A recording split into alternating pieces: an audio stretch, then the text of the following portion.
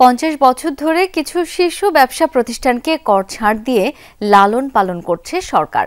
দীর্ঘ এই সময়েও তারা শীর্ষই আছে বলে মন্তব্য করেছেন অর্থ উপদেষ্টা ডক্টর সালেউদ্দিন আহমেদ। বলেন, কর ছাড় দেবার সংস্কৃতি তৈরি হয়েছে, এটি থেকে দ্রুত বের হতে হবে। ভ্যাট দিবসের আলোচনায় বলা হয়, কর ফাঁকি দেবার চেষ্টা পরবর্তী প্রজন্মকে বঞ্চিত করবে। ভ্যাটের ভিন্ন ভিন্ন হার উস্কে দিচ্ছে রাজস্ব ফাঁকি। জানান, কৃত্রিমভাবে এতদিন দেয়া হয়েছে রাজস্ব আদায়ের তথ্য। কালার এক্সপার্ট, জর্জ স্যাপ এবং মাইল্ড অন হ্যান্ডস টেকনোলজি সমৃদ্ধ অরিক্স ক্রিস্টাল ওয়াশ আপনার লন্ড্রি এক্সপার্ট। 1991 সালে দেশে চালু হয় মূল্য সংযোজন কর বা ভ্যাট ব্যবস্থা। দীর্ঘ 34 বছরেও কাঙ্ক্ষিত মাত্রায় এই উৎস থেকে আদায় হচ্ছে না রাজস্ব। সকালে ভ্যাট দিবস নিয়ে আলোচনায় সামনে আসে অসঙ্গতির নানা দিক। বলা হয়, নানামুখী উদ্যোগ ছিল, কিন্তু এতদিনও ভ্যাট সংস্কৃতি গড়ে তোলা যায়নি।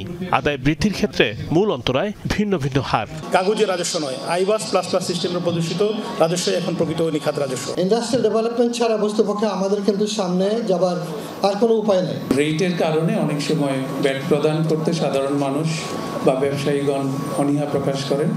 কৃত্রিমভাবে ফুলিয়ে ফাঁপিয়ে এতদিন রাজস্ব আদায় তথ্য দেয়া হতো, সরকার সংশ্লিষ্টদের দেয়া হতো ঢালাও করছাড় সুবিধা। পাশাপাশি শক্তিশালী কাঠামো দাঁড় করতে নেওয়া হয়নি উদ্যোগ। বলা হয়, অর্থনৈতিক উন্নতির জন্য রাজস্ব আয় বৃদ্ধির বিকল্প নেই। অনেক সময় কাস্টমার দিতে চান, তারা জিজ্ঞেস করেন আমার ভ্যাটের রিসিপ্ট কই, তারা গড়িমসি করেন।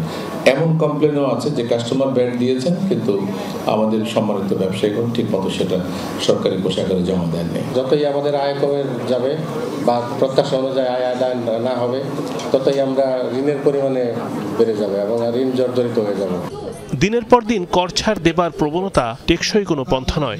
অর্থ উপদেষ্টা মনে করেন, কর ফাঁকি দিলে সেবা থেকে বঞ্চিত হবে পরবর্তী প্রজন্ম। আমরা 50 বছর যাবত বহু শিশুকে লালন করছি, এখনো মানে ট্যাক্স শেয়ার দিয়ে, ইনসেন্টিভ দিয়ে আর কতকাল শিশুকে লালন করবো। আমি উদাহরণ দিলাম না, আপনারা অনেকে বুঝতে পারেন যেসব শিশু এখনো শিশুই রয়ে গেছে, শারীরিক দিকে বড় হয়ে গেছেন, কিন্তু আমরা নিজেকে বলে আমাদেরকে এখনো প্রোটেকশন দেয়। এই প্রোটেকশনের দিন কিন্তু চলে গেছে। করের অর্থের সঠিক ব্যবহার নিশ্চিত করারও তাগিদ দেন ডক্টর সালেউদ্দিন আহমেদ। এটা শর্ট রানে আপনি ফাঁকি দেবেন, কিন্তু আবার নেক্সট জেনারেশন কষ্টটা ভোগ করবে। রিমন রহমান, যমুনা নিউজ, ঢাকা।